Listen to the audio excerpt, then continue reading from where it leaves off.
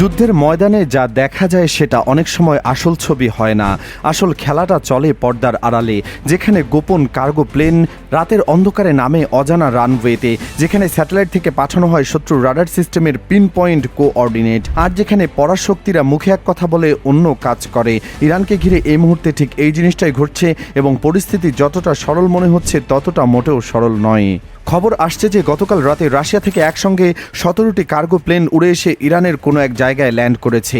17টা সংখ্যাটা একবার ভেবে দেখুন, একটা দুটো নয়, 17টা কার্গো প্লেন এক রাতে এসে নামলো ইরানে। এই প্লেনগুলোতে কি ছিল সেটা এখনও পুরোপুরি পরিষ্কার নয়, কিন্তু যেটুকু জানা যাচ্ছে তাতে বোঝা যাচ্ছে রাশিয়া ইরানকে প্রচণ্ডভাবে সাহায্য করছে।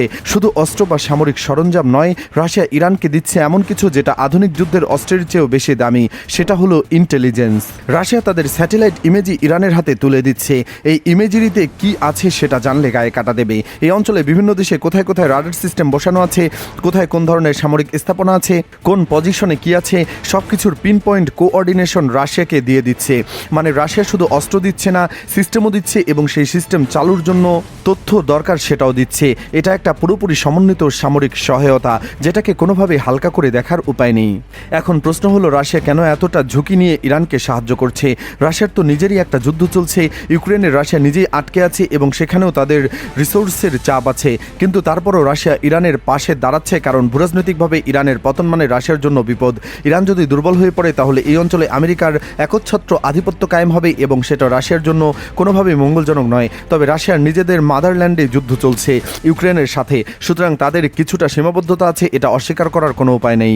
কিন্তু শুধু রাশিয়া নয়, এই গোপন খেলায় আরেকটা বিশাল খেলোয়াড় আছে যাকে নিয়ে খুব কম কথা বলা হচ্ছে, সেটা হলো চীন। চীনও ইরানকে স্যাটেলাইট ইমেজ দিচ্ছে এবং চীনেরটা বরং অনেক সময় আরও বেশি পাবলিকলি পরিচিত এবং নির্ভুল। চীন অনেক সময় এই ইনফরমেশন ছবিসহ পাবলিকলি ছেড়ে দেয়, যেটা একটা ভিন্ন ধরনের কৌশল। কিন্তু চীনের সম্পৃক্ততা এখানেই শেষ নয়। চীনের মিলিটারি ডক্ট্রিন অনুযায়ী তারা সাধারণত আরেকটা দেশে গিয়ে তাদের সৈন্য নামায় না, কিন্তু বুটস অন দ্য গ্রাউন্ড যদি নাও থাকে, ভেতরে ভেতরে চীন ঠিক কীভাবে সাহায্য করছে সেটা এখনও পুরোপুরি জানা যায়নি। তবে এটুকু জানা যাচ্ছে, তারা ব্যাপক ইন্টেলিজেন্স কোঅর্ডিনেশন করছে এবং তাদেরও কার্গো প্লেন গতকাল রাতে ইরানে গিয়ে নেমেছে। এখন চীনের জন্য এই যুদ্ধটা কেন গুরুত্বপূর্ণ সেটা বুঝতে হলে একটু পিছনে তাকাতে হবে। চীনের প্রধান জ্বালানি সরবরাহ আসে ইরান থেকে, একসময় ভেনেজুয়েলা থেকেও আসতো, কিন্তু সেটা বন্ধ হয়ে গেছে। এখন মূলত ইরানই চীনের জ্বালানির বড় উৎস, সুতরাং ইরানের পতন মানে চীনের জ্বালানি সরবরাহে বিশাল ধাক্কা। এই কারণেই অনেক বিশ্লেষক বলতে চান যে এই যুদ্ধটা আসলে আমেরিকা এবং চীনের মধ্যকার যুদ্ধ, যেটা ইরানের মাধ্যমে হচ্ছে। তবে এই বিশ্লেষণটা পুরোপুরি সঠিক নয়। এই যুদ্ধটা মূলত ইসরায়েলের কারণে হচ্ছে, কিন্তু চীন কোনোভাবেই চুপ করে বসে নেই, এটা পরিষ্কার। চীন কোনোভাবেই ইরানকে পতন হতে দেবে না। চীনের টেকনোলজিক্যাল বিশেষজ্ঞরা এই মুহূর্তে ইরানে আছে কি নেই সেটা এখনও নিশ্চিত করে বলা যাচ্ছে না। এই ধরনের তথ্য সাধারণত যুদ্ধের অনেক পরে বেরিয়ে আসে। যেমন পাকিস্তান ও ভারতের 12 দিনের যুদ্ধে চীনারা যে পাকিস্তানে ইনভলভড ছিল সেটা অনেক পরে জানা গিয়েছিল। একই রকম কিছু হয়তো এবারও ঘটছে, যেটা আমরা এখন জানতে পারছি না, কিন্তু ভবিষ্যতে হয়তো জানতে পারবো। এদিকে আমেরিকার দিকে তাকালে একটা আলাদা ছবি দেখা যায়। আমেরিকা আসলে চীনের তেল সাপ্লাই কেটে দিতে চাইছে।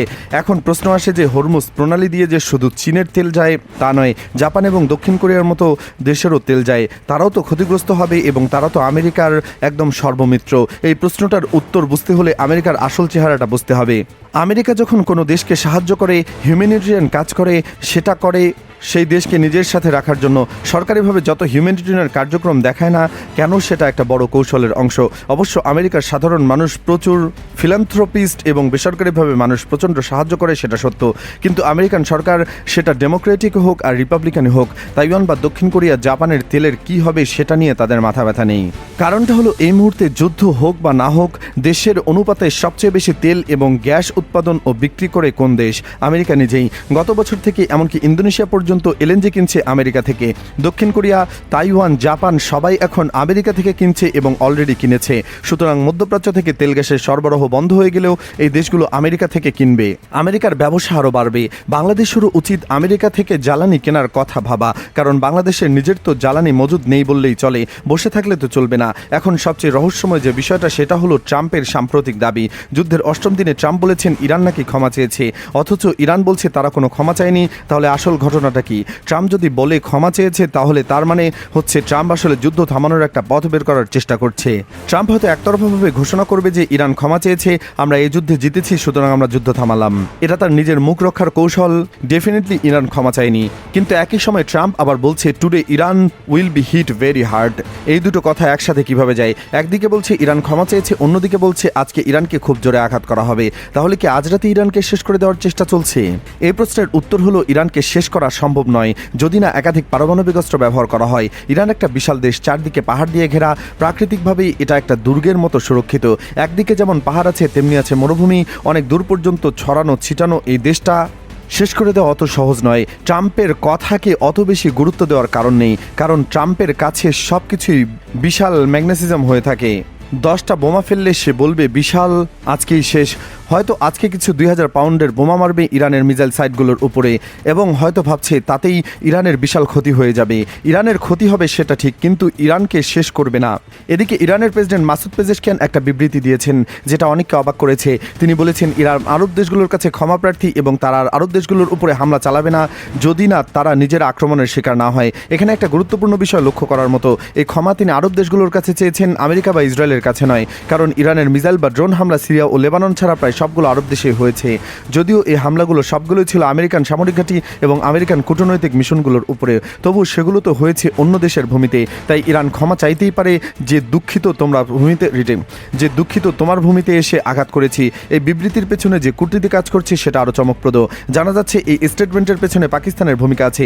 পাকিস্তান চায় না ইরান অস্থিতিশীল হয়ে যাক, এবং পাকিস্তান নিজেও ওই যুদ্ধে জড়িয়ে পড়তে চায় না। পাকিস্তানের সাথে সৌদি আরবের একটা মিলিটারি ডিফেন্স অ্যালায়েন্স আছে, এবং সেই কারণে পাকিস্তান এই মধ্যস্থতার ভূমিকায় এসেছে। এখন সবচেয়ে বড় প্রশ্ন হলো এরপর কি হবে? রাশিয়া সরাসরি সাহায্য করছে, চীন ভেতর থেকে সাহায্য করছে, ট্রাম্প একদিকে ক্ষমার কথা বলছে, অন্যদিকে আক্রমণের হুমকি দিচ্ছে।